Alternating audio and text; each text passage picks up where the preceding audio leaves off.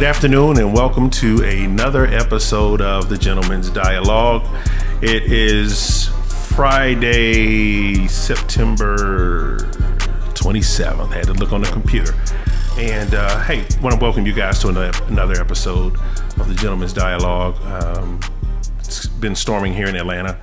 Hopefully everybody is safe and there's no damage to your home or your car or your apartment. And all is safe and all is well.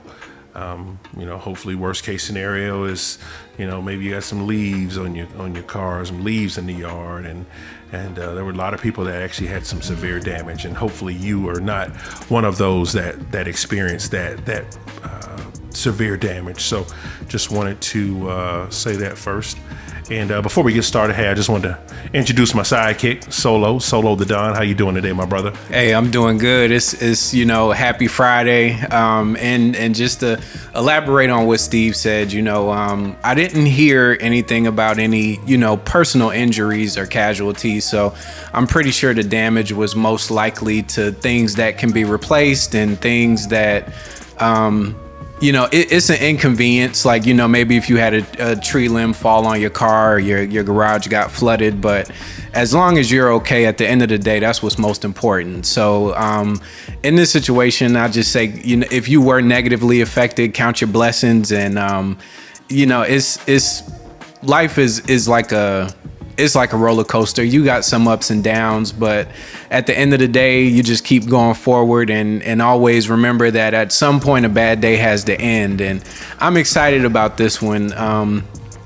Me and Steve, we've been working on some things behind the scenes, and I'm excited to announce some of the things that we have going on, because we do a lot in we're gonna start sharing some more things with you, and even like Steve said on the last episode, the content is gonna evolve and grow over time, and we're gonna give you a glimpse into our world a little bit. But so I'm excited about today's topic because we have a big announcement. But before we get into the festivities, how you feeling, bro? I'm good, brother. I'm good. And before we get started, hey, if you have not, and I'm sure most of you have, but if you have not tried this 19 Crimes Pinot Noir, you're missing something. You gotta give it a try. It goes with just about everything that you can eat.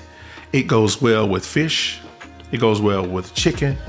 It goes well with any type of turkey.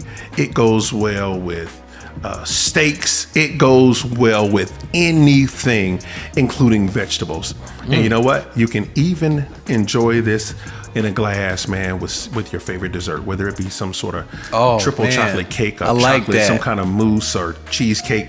It goes with everything. And I promise you, this 19 Crimes Pinot Noir, you can't go wrong with it. So, look, we don't get a plug from 19 Crimes. I'm just letting you know what is good personally. Yeah. And many of my friends have said, hey man, it is really good. So just want to throw that out there. And also, want to talk about a program that is being started. It's actually called the Stephen Ridges Project.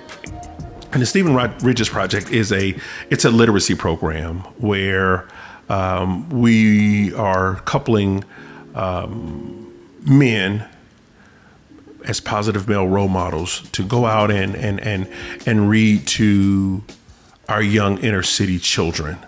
The program will start at Madu Bookstore in Atlanta. We will be, and as the owner there, she likes to use the term, it's storytelling time.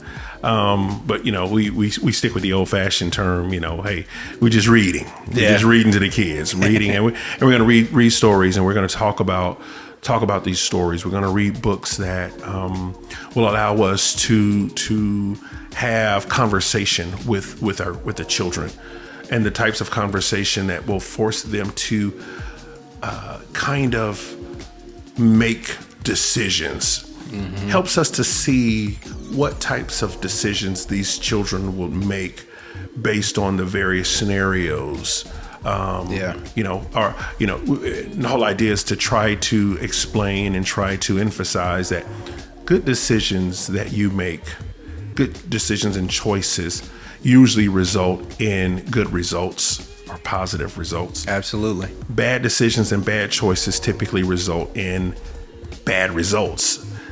That's not always the case, because sometimes you can do everything that you can to do the right thing and the wrong results can still occur. But you know what? That's not the norm, and it just happens. That's just life.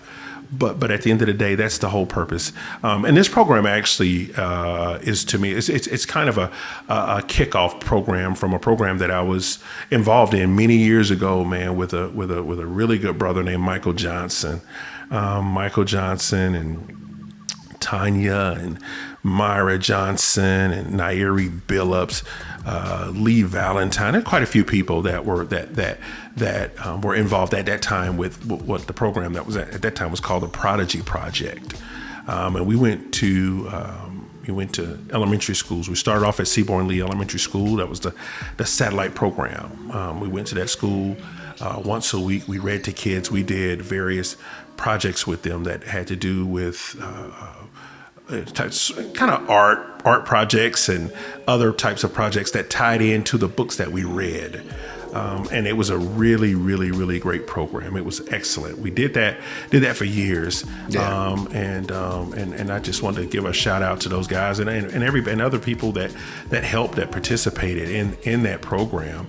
And then going back further, we kicked off the Prodigy Project from a program that I participated in along with Michael Johnson some years ago with a program called DARE. And DARE was started by a young lady, Kim Boykin. And we used to go and read at Barnes & Noble bookstore on Saturdays with her. And we would read to boys. I think it was, if I'm not mistaken, hers was also just boys, and the boys ages 5 to 9. And that's how we took the Prodigy Project and did the same thing. So we were gearing because we understood that programs like that work much better when you start at the early ages. Yeah. Michael Johnson, or MJ, I'm just going to say MJ and I, we started off at high school, Alonzo Krim. That's where we started the program. Right. So, man, we get there, man. Of course, now you're dealing with that wasn't really so much literacy. That was more so kind of a mentoring, kind of helping them to understand get ready for college, and to help them identify whether college was for them. College it's not for everybody, right? But if it was, we want to help you with your college process, to fill out applications, understand the college life. Man, let me tell you something, man. I like that. But at that age group, let me tell you, bro. Man, we dealt with some cats, man. I remember, man, this cat out, and if I'm not mistaken, I remember, man, we asked these guys, we were asking them, man, what do you want to do, in life? And I was looking, man, MJ, we're sitting there, right? Man, this guy's like, man, I want to be a pimp. Right? So I wasn't, I wasn't expecting that answer, right? Right. So, man, I looked at MJ, man. MJ looked at me, and I was like, man, what the hell did he just say? Yeah. He said, man, I want to be a pimp. He said, y'all ask us what we want to be in life. He said, I want to be a pimp. He said, I just want to pimp. I want to be a pimp. I want to pimp hoes. Now, mind you, he must have been 15, because I think this was juniors and seniors, but there may have been some sophomores in this program. Gotcha. And I could tell that this program, when I met these boys, I was like, okay, these are the kids we want to deal with, but we got probably every in-school suspension child that the principal had, right? So then, then you got, you had kids that were saying, they want to be this, want to be that. Most of the kids had some sort of idea of what they really wanted to do. And I'm not saying that the kid that said he wanted to be a pimp, I really believe that kid wanted to be a pimp. Yeah. I mean, there's no doubt in my mind. But where did he get that notion from? Right, yeah. That's the real question.